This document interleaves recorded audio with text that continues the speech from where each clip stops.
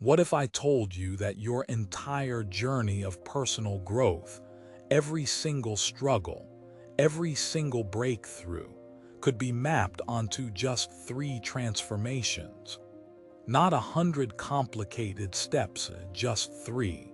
3 powerful, profound, and absolutely necessary metamorphoses of the spirit. A roadmap laid out over a century ago by one of history's most intimidating thinkers, Friedrich Nietzsche. But this is not a stuffy philosophy lecture.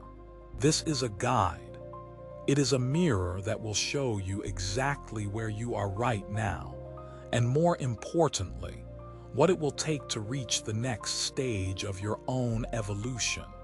The question is simple, but the answer will change how you see everything. Are you a camel, a lion, or a child? Stick around because you are about to find out. Our journey begins with the first transformation, the camel.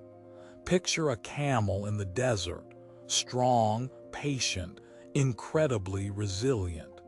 Its most defining feature is its ability to carry immense weight. This is the stage of duty. The camel is the spirit that kneels down and says, "Load me up." It actively seeks burdens. It wants to prove its strength by enduring the heaviest weights imaginable. What are these weights? They are the great thou shalts of life. The rules, traditions, and expectations handed down to us by family, society, and culture. Thou shalt get good grades. Thou shalt get a safe job. Thou shalt buy a house. The camel finds virtue in obedience. It follows the well-trodden path because that is what a good, respectable person does. It carries the weight of history, morality, and the opinions of others upon its back. Now this stage is absolutely essential. Do not look down on the camel. This is where we build our discipline, our resilience, our foundational strength. We learn the rules of the game and how the world works. Many of us spend a long time in this stage. We find a certain comfort in the structure. We get praise for being a good camel. We are reliable. We are responsible. We are doing everything we are meant to do. You might be a camel if your life is guided by obligation, following a career path not because you love it, but because it was expected of you. Or if you hold beliefs simply because that's how it's always been done, without questioning why. You are bearing the weight, you are enduring, and in that you are strong. But then something starts to shift. The journey into the desert gets longer. The sun gets hotter. The weight, it becomes unbearable. The camel looks out at the endless sand and has a terrifying realization. This path it is on, it is not its own. The values it carries so proudly were placed there by others. The praise it receives feels hollow. A deep dissatisfaction, a spiritual exhaustion begins to set in. The spirit realizes it cannot live its whole life carrying the burdens of others. It needs to find its own way. And so, the camel does something profound. It travels to the loneliest desert not to rest but to face itself. And in this desolate, empty place, the spirit finds a dragon. In that moment of confrontation, the camel undergoes its second metamorphosis. It becomes a lion. The lion is the polar opposite of the camel. Where the camel spirit accepts "I must," the lion spirit roars "I will." The lion is a warrior. It is the great rebellion. It is a sacred no. And who is that dragon it faces? Nietzsche says this dragon is called thou shalt.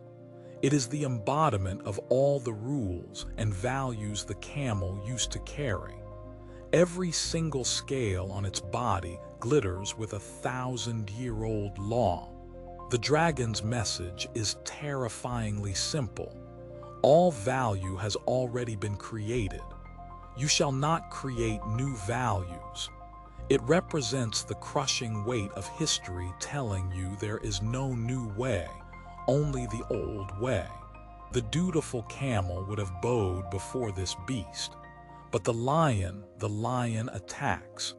Its sole purpose is to destroy the dragon, to slay the very idea of thou shalt, to win the freedom to create its own path.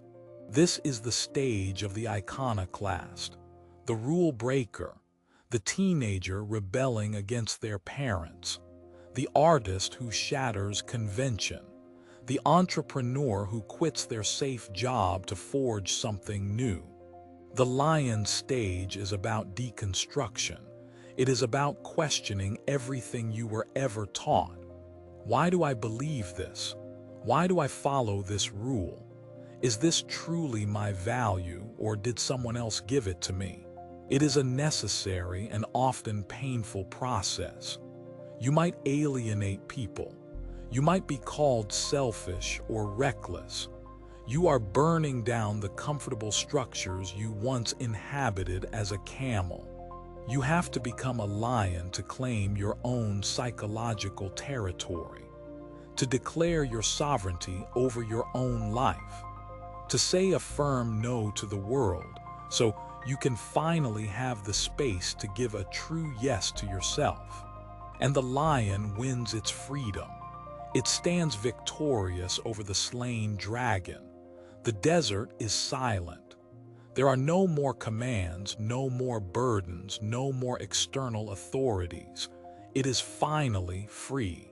But then a new, more subtle problem emerges. The lion is a master of destruction. It can tear down any prison, but it cannot build a new world. Its power is in negation, not creation. Its freedom is a freedom from, not a freedom for. In the empty desert of its own making, surrounded by the wreckage of old values, the lion is powerful but incomplete. Destruction is not enough. And so, a final transformation is needed. The spirit's final metamorphosis is from the conquering lion into a simple child. Why a child? Because a child represents innocence and a new beginning, a clean slate, a sacred yes to life. The child is not burdened by the past like the camel. It does not remember the weight of old commands, and it is not consumed by fighting the past like the lion. It has forgotten the dragon entirely. The child is pure play, pure creation. Nietzsche describes it as a wheel that rolls out of its own center. It doesn't need an external push or pull. Its motivation comes from within. It creates for the sheer joy of creating. This is the stage where you stop defining yourself by what you are against and start defining yourself by what you are for. In the space that the lion cleared, the child begins to build. The child creates its own values, not in opposition to the old ones, but in joyful affirmation of its own existence. Its morality is based on what enhances its life, its creativity, its power. Think of an artist lost in their work, a scientist captivated by a new discovery, an entrepreneur building a company that reflects their deepest principles. This is the energy of the child. It is about rediscovering that sense of wonder you had before the world told you who you were supposed to be. It is about living authentically, playfully, and powerfully from your own core. The camel carries the weight of others. The lion destroys that weight to win freedom. But only the child can use that freedom to create a new world, a new life, a new self. This is the ultimate goal of Nietzsche's Metamorphoses, to become the creator of your own life, to not just follow values or even just destroy them, but to become a value creator yourself. So now let's bring it back to you. Take an honest look at your life. Where do you see yourself on this path? Are you the dutiful camel carrying the weight of expectation, building your strength and discipline? Or are you the roaring lion, feeling that deep dissatisfaction, questioning authority, and fighting to break free from the old rules? Are you in that sacred battle for your own sovereignty? Or perhaps, have you tasted the freedom of the child? Are you creating your own games, your own values, and living a life that is a joyful expression of your true self? It is crucial to remember this is not a one-and-done journey. These are not levels you beat and forget. We can be a lion in our career, but still a camel in our family life, or vice versa. Each stage is vital. The camel builds strength. The lion wins freedom. The child creates meaning. There is no skipping steps. The key is to know where you are and to have the courage to take the next step when the time is right. This is not just a philosophical idea. It is a living map for personal evolution. So I will ask you again, what if your entire life was not a path you follow, but a masterpiece you create?